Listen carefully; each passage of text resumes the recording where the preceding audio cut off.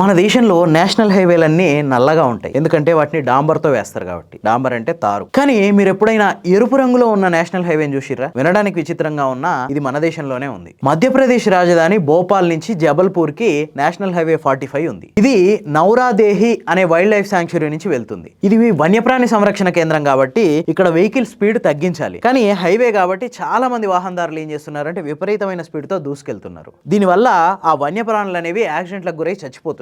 అట్లా గురి కాకుండా దగ్గర దగ్గర 25 అండర్ పాస్లను ఏర్పాటు చేసినా కూడా వన్యప్రాణులు ఈ హైవే మీదకి వస్తున్నాయి. దాంతో నేషనల్ హైవేస్ అథారిటీస్ ఒక నిర్ణయం తీసుకుంది. ఏంటంటే నార్మల్ స్పీడ్ బ్రేకర్స్ మనం తెలుపు రంగులో వేస్తాం కదా, అట్లా కాకుండా ఎరుపు రంగులో కొంచెం ఎత్తుతో దాదాపు 12 కిలోమీటర్ల మేర వరుసగా ఎర్రటి స్పీడ్ బ్రేకర్లను అమర్చింది. దీనివల్ల 12 కిలోమీటర్ల దూరం ఆ హైవే ఎర్రగా కనిపిస్తుంది. డ్రైవర్లు ఆటోమేటిక్ గా స్పీడ్ తగ్గిస్తున్నారు. అంతేకాదు దీనివల్ల వన్యప్రాణుల మృతి అనేది తగ్గిపోయింది, మంచి రిజల్ట్స్ వస్తున్నాయి అని చెప్పి national highways authority of India